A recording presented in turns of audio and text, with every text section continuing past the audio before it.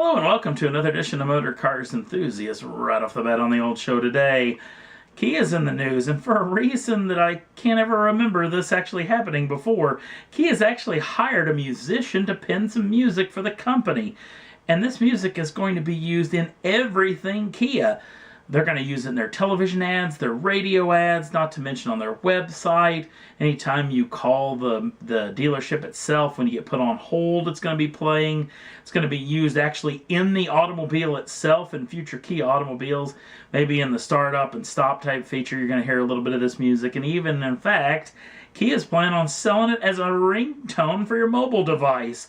They want to, anytime you hear this music, for you to think Kia. And I think it's a pretty entertaining idea, especially coming from a fellow whose real job, if it will. Actually, we have a jingle at my company, and this company, well, it's world famous, or at least US-wide famous for this jingle. It gets sung to me almost every day of my working life. So I know this type of situation works, and it's going to be very interesting if this deal gets knocked out of the ballpark by the folks over at Kia and other manufacturers follow suit and try to have their own audio recognition music. Next up on the list, the 2015 Ford Mustang is set and ready to go into production. In fact, by the time that you watch this particular video, it'll have already started. July 14th of 2014, in anger, the actual factory is going to be pumping out brand new 2015 Ford Mustangs, which means they're going to be hitting showrooms, dealer showrooms, very, very soon. Within the next month or so, you're going to start seeing these on dealership lots.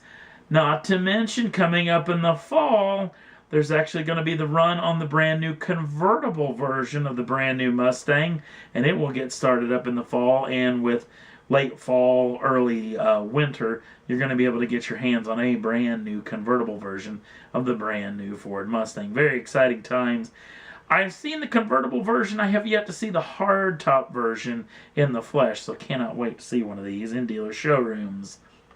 Next up on the list, we have talked long and hard about this particular automobile. And just like a lot of manufacturers are doing nowadays, they're actually trickling out the information. A little bit here, a little bit there. And the folks over at Chrysler, especially the SRT Dodge Group, that is producing the brand new Challenger Hellcat. Now, if you don't know about the Hellcat, obviously you've been living under a rock. This thing has a 6.2-liter supercharged Hemi V8, putting out over 700 brake horsepower. And they've released their quarter-mile numbers for this particular vehicle. From a standing start, this vehicle is going to be able to run the 1,320 feet quarter-mile drag strip in 11.2 seconds at 125 miles an hour. In fact, a lot of the sources that I've been reading this on the old interwebs have been talking about this is a lot quicker than some supercars out there, which is hugely impressive, especially for the sheer fact this vehicle has independent rear suspension, which is notoriously a little bit tricky to get off of the line. Now, that being said, maybe they have sprayed a fair amount of what they call VHT, which is a traction compound that they spray on local drag strips. But that being said, even if they were running street tires, you can spray all the VHT you want on there. It's going to be very, very difficult to actually make this thing go. But that being said, at 11.2 seconds, I think that if you put a set of drag radials on this particular car, getting it down in under 11 seconds into the 10-second range, I don't think would be too big of a deal, even if you were running the 6-speed manual or if you're running the 8-speed TorqueFlite automatic. So, very interesting deal. Cannot wait to hear what the 0 to 60 numbers are going to be out on this particular car. Next up on the list, the head of Jeep, and talking with a local publication, actually may have made a huge mistake in what he had to say. His exact words were, or at least this is me paraphrasing his exact words is the Wrangler will need to compete in the future with soft SUVs, and that not all Wranglers are going to be off-road capable.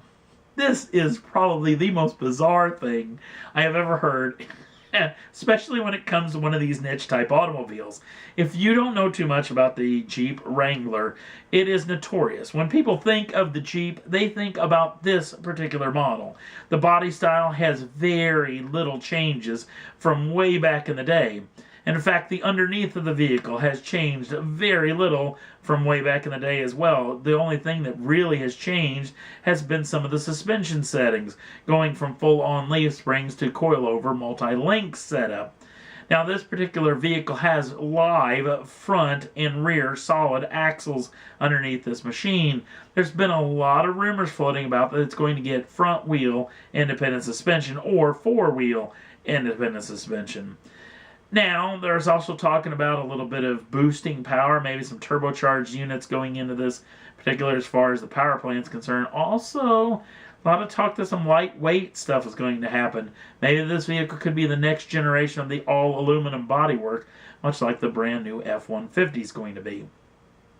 Back to that independent front and rear suspension, I would love to see a four-wheel independent suspension Jeep Wrangler, because I know that a lot of off-road racing vehicles have independent front suspension at least, and that can still gain you a ton of up and down travel when it comes to this vehicle. Not to mention, I think the Jeep fans may be quite surprised at how much ground clearance this vehicle is going to gain when you go front and rear independent suspension. That being said, this is the type of folks that really love this vehicle in its current generation, and fiddling with it may be the world's worst idea. So we'll wait and see what comes of a lot of this in the future, but I bet this guy's going to want a hole to crawl into after saying this. Especially, he's going to have a lot of the Jeep faithful trying to hunt him down.